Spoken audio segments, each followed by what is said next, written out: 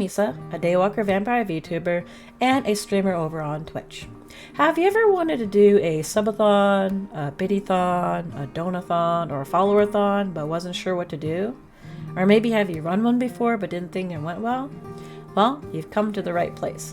I'm here to give you some tips on how to run a successful event, hopefully, and make the best out of what you can. I think these tips will help you to improve your events, improve the outcomes of your events, and just to make it run as smoothly as it can. So let's go ahead and start with my first tip. My first tip is inform ahead of time. Inform your viewers. Don't just all of a sudden, maybe within 1 or 2 days, say, hey, I'm going to do a Donothon. Or you just post on Discord that like, hey, I'm going to start streaming and I'm going to do a biddython. Your viewers are humans. We're all humans. And, we may have things that we're saving up for. Or maybe you had an unexpected expense. Or maybe you just weren't ready. It's not that we don't want to support our favorite streamers, but if we're not given some ample time, sometimes we just don't have the funds available. So it's a good idea to let your community know in advance that you are going to be doing an event, so that way they can prepare ahead of time and maybe have some funds available. So if you've ever had an event and maybe you just did it, you didn't really inform them that ahead of time and it didn't do well, that could have been your first mistake. It's just not letting people know and advertising it so that people know and that they can get hyped up for it. One thing that could help as well is before you even do it is you could ask your community what kind of event unlocks would you like, and from there you can gather what will be part of another important thing, which is your unlocks. Unlocks are very important, and sometimes your viewers are the ones that watch, and maybe they have ideas that you didn't think of or are things that would motivate them. So even beforehand, doing things like that, getting them involved, getting ideas of what they'd like to see are good, strategies instead of just jumping on in. So keep that in mind when you're thinking about doing any type of event where you're going to be asking your viewers for monetary donations. So do that. The second thing that you should do is prepare. Prepare what are your unlocks, the amounts that you're going to do, and the rewards going to be for those that do contribute. You should really sit down beforehand, write them down, write down the different activities or things that you would do as unlocks, brainstorm. That's why I said you could brainstorm with your viewers, or you could do it if you just think your viewers of what they would like. Write them down, and then you can organize them into a list, and then you can put them into values. And then you can also think about, of those, what would be nice incentives for those that are maybe your top 3 or top 5 donors. Those are things you want to do ahead of time so that so that your viewers can know and know what they could look forward to and what they are donating to. And also having a purpose.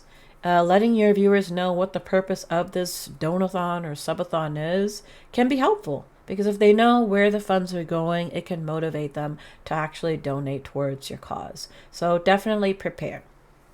And in the prepare stage, I think another important thing to think about is knowing what your audience generally supports you with. Looking at your payouts or looking at how your streams normally go within a month in terms of how many subs come in, or bits, or donos, or throne gifts, things like that. That's going to help you when you're developing your poster or you're developing your goals.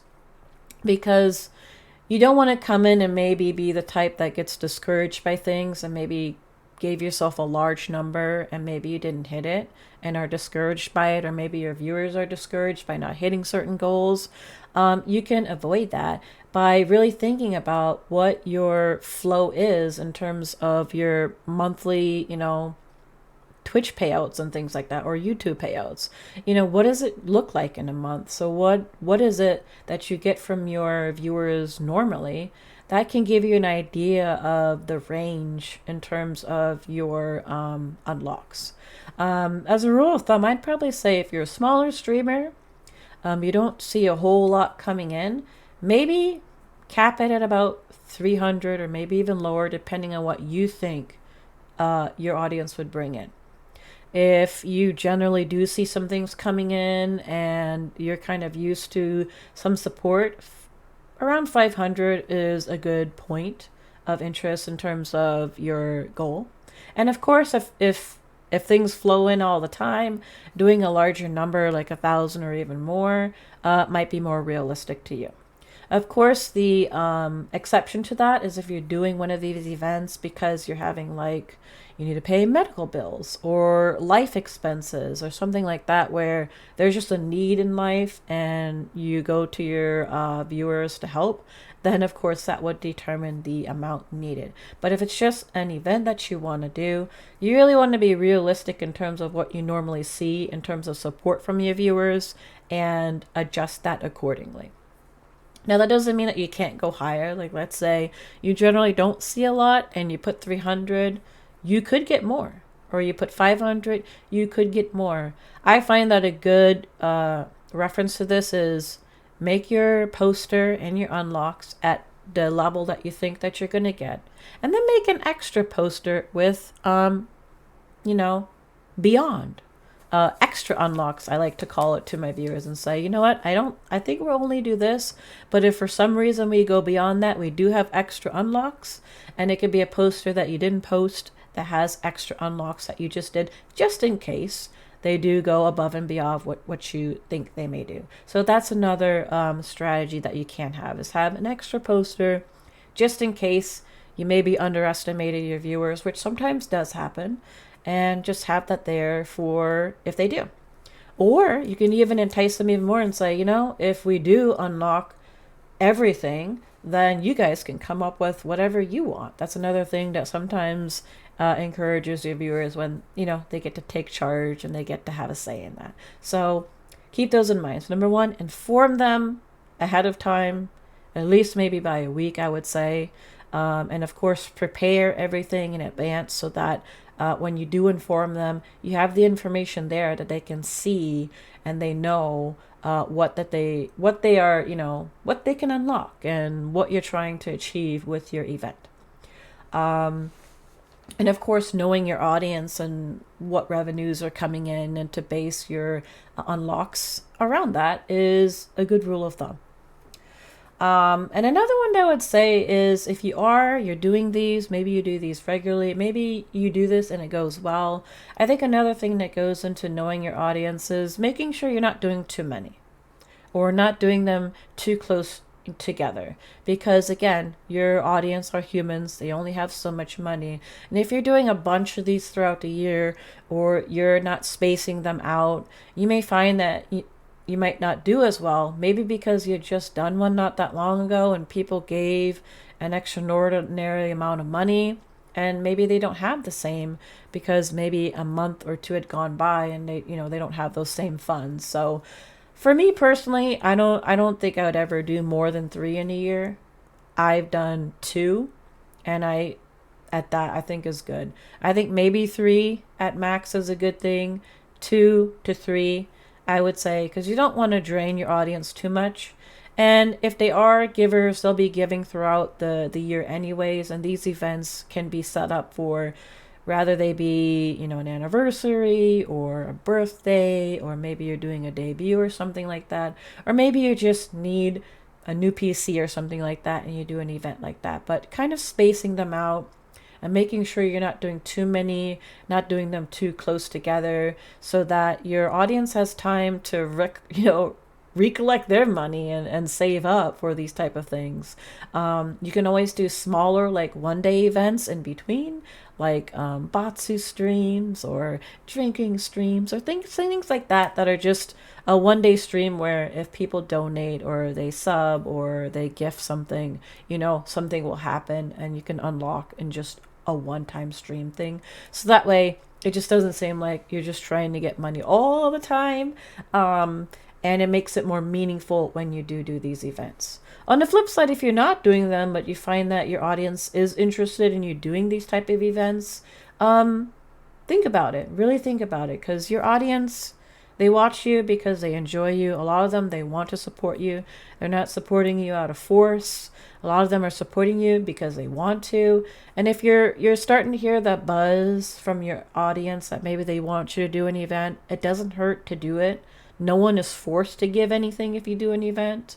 If anybody gives something, they do it because number one, they have the money to do it and they want to do it. So that's the caveat, is don't do too many of them. But also, if you think that your audience wants you to do one, then you probably should do one just to see. And also, it's an engagement with your audience. It gives them opportunities to unlock things that they can have fun with you, and get to see you do things that maybe you don't normally do. So they're just fun.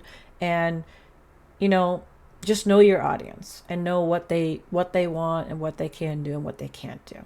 So let's move over to the side so we can go over to some of the other suggestions that I have. So let's move. What? So here's the first one. This is my first ever Donathon that I did. I made this on Canva. It's very simplistic, but it got the job done. Okay. It has the purpose. It has the different unlocks that the viewers could unlock. The variation. Variation just means, for example, if you're doing a Donathon and someone gives a sub, what's the value? How's it going to be converted? And bits and things like that. Some people will do the $5 because on mobile it's about $5 or $4.99 on computer. And some people do $2.50 due to the 70/30 conversion on Twitch if you're on Twitch. And then of course you should have some sort of reward system. It could be, you could call it top rewards or individual incentives, just something for those that, you know, really gave a lot. They were the top. You could do top 3, you could do top 5, but it's pretty standard to kind of have that as a way to, you know, incentivize and to thank those that actually, you know, participated in your event. So that's one that I did. Like I said, it's very simple, nothing too, this was done quickly in Canva. I have another one that I did on Canva as well. So we have this one. It's a little cuter. This was for a follow-a-thon. Follow-a-thons kind of work similar to Donathons. It's just that the monetary part of it is just people following. So you have the number of follows and what is unlocked. Again, this was made in Canva. I just used an animated GIF that I have, an art that I had, slapped it in there, typed in my unlocks, and then what was the overall goal. Again, it's very simplistic, but it gets the point across of what we're trying to do. And again, was made on Canva, pretty simple to make, and you know, you could do that. If you have Canva, you could always use the free version. You're just going to be limited on which backgrounds you could use. Or if you do pay for the subscription, then you have access to all the different ones. Now, if you are the artistic type, or you're just, I want something that's more, you know, fancy, I want something that's really going to pop out, then you might want to use something like this. All right, let's move a little bit. So here is a Subathon poster that I used for September, and this was used, I used a template for this one. So if you're somebody that's more creative, of course you can make one of these yourself. If you have Photoshop, Clip Studio Paint, or anything like that, you can make one of these yourself. If you are the creative type, you're an artist or a graphic artist, or you just know how to do something like this, then you can make one like this. Looks a little bit more professional, obviously. It pops out a little bit more, and it's organized in a nice fashion. You can have your image there. You're gonna have your goals, your incentives, and then if you have timers or just more incentives, then you could do it this way.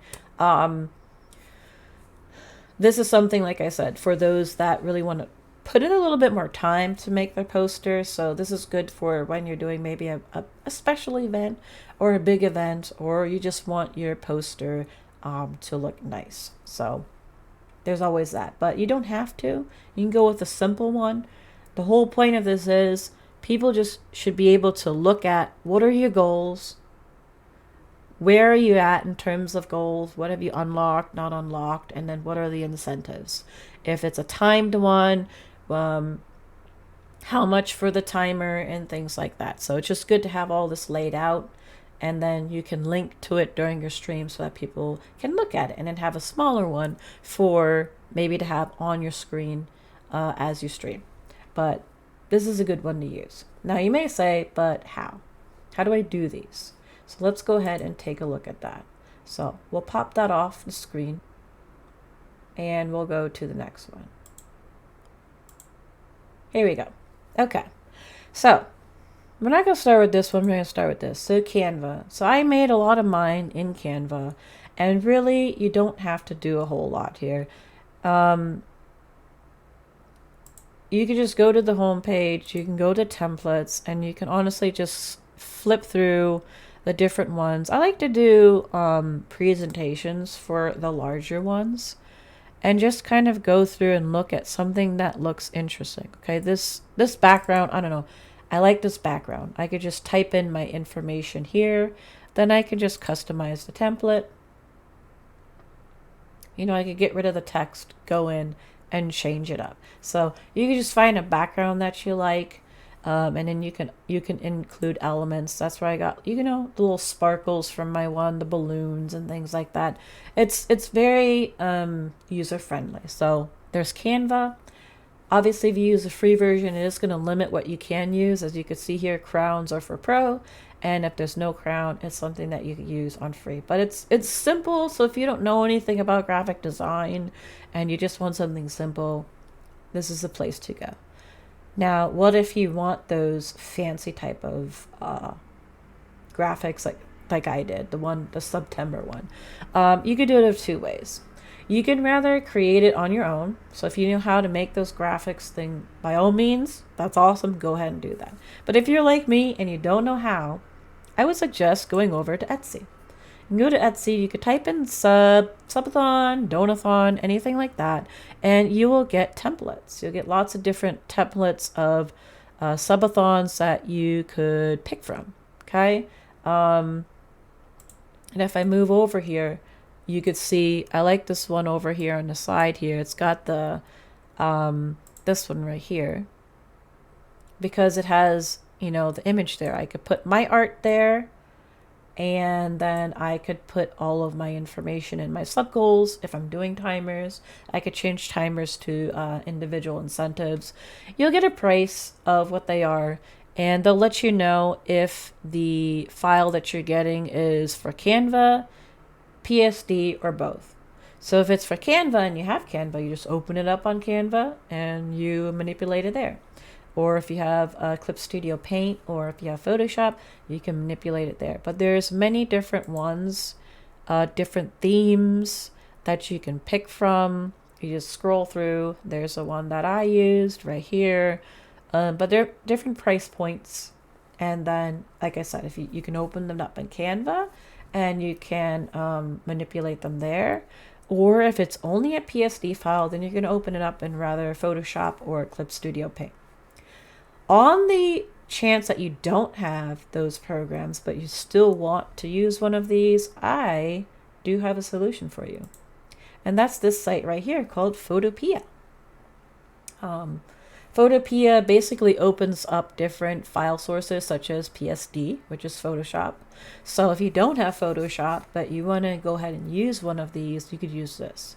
You do need to make an account if you want to save it as that PSD file so that you can edit it later. So if it's something that you're working on periodically, you could do that. And so basically you'd open from computer. Here's the one that I bought. And it's going to go ahead and open it up. Now this one has many different pieces. As you can see here, these are like the pieces that you might have on your stream. And then you have the one that you actually want, which is this one right here. This is the main one you want to edit. And then over to the side here is the different layers. You're just going to find where it says timers, you go in, and then here it is, that's the text, and you would just change the text. So it basically functions just like Photoshop, but for free. So you could use that. I really had no background in this one, but I just played around with it enough that I could figure it out and was able to make my own poster using that. So this is just another one that you could use to help you on your journey. So let me go ahead and pop. And we're going to move back to the middle here. So I hope this is helpful to you. If you're thinking about doing a subathon, a donathon, a follow-a-thon, just make sure that you follow these tips. Number one, making sure that you are informing your viewers ahead of time. Don't just a few days ahead, but honestly, at least a week or so, or even if you know a month. The more time you give your viewers, the more time they have to be prepared and to be able to support you. Of course, prepare. Make sure that you're thinking about, what kind of unlocks that you want to have, what kind of rewards you want to have for your viewers, and just coming up with that. And you can include the viewers if you want to. Of course, know your audience. Know what kind of revenue sources are coming in normally and adjust accordingly when it comes to the amount, the final amount that you're trying to achieve. And also maybe letting your viewers know what the purpose of it is. Are you trying to get a new model?